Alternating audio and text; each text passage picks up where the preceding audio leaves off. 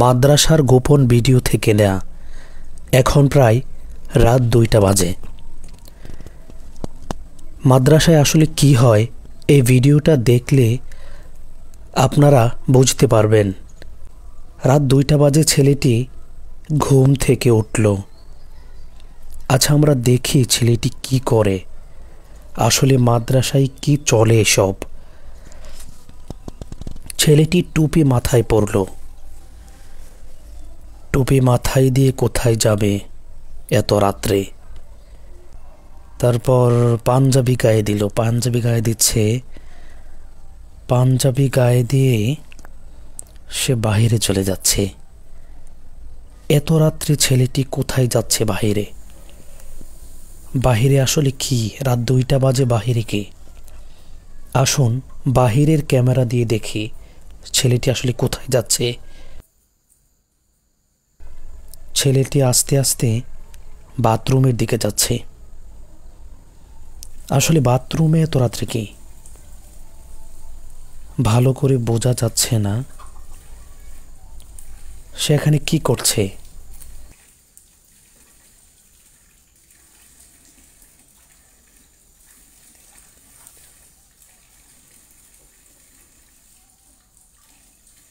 আমরা আরেকটু অপেক্ষা করে দেখি। সে অনেকক্ষণ সময় এখানে কাটাচ্ছে।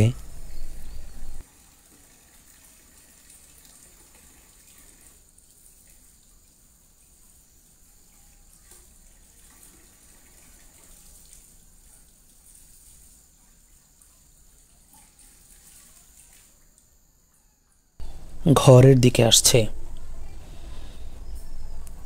হাত পা ধুয়ে কেন আবার ঘরে চলে যাচ্ছে? আচ্ছা, দেখি আমরা। ঘর থেকে কি যেন একটা হাতে করে আনলো, সম্ভবত জায়নামাজ। জায়নামাজ বিছাচ্ছে। রাত্রে 2টা বাজে, এখন কোন নামাজ পড়ে? আল্লাহু আকবার। জায়নামাজ জায়নামাজ বিছিয়ে দাঁড়াচ্ছে। দাঁড়িয়ে নামাজ শুরু করেছে। সুবহানাল্লাহ। আসলে আমাদের মাদ্রাসা নিয়ে আমাদের অনেক চুলকানি আছে। যাদের চুলকানি আছে তারা রাত্রে এসে দেখতে পারেন যে তারা আসলে কি করে। কওমি মাদ্রাসা আসলে কি হয়। আমরা দূর থেকে মাদ্রাসা সম্পর্কে অনেক বাজে মন্তব্য করে থাকি। আসলে তাদের শেষ রাতের কান্নার জন্য হয়তোবা আল্লাহ রাব্বুল আলামিন আমাদেরকে রিজিক দিয়ে যাচ্ছেন। তারা জেগে আছে বলেই হয়তো আমরা আরামে ঘুমাতে পারছি। রাত্রের 2টা বাজে যখন আমরা বিভোর ঘুমের মধ্যে আচ্ছন্ন, ঠিক তখন একটা বাচ্চা ছেলে উঠে নামাজ পড়ছে।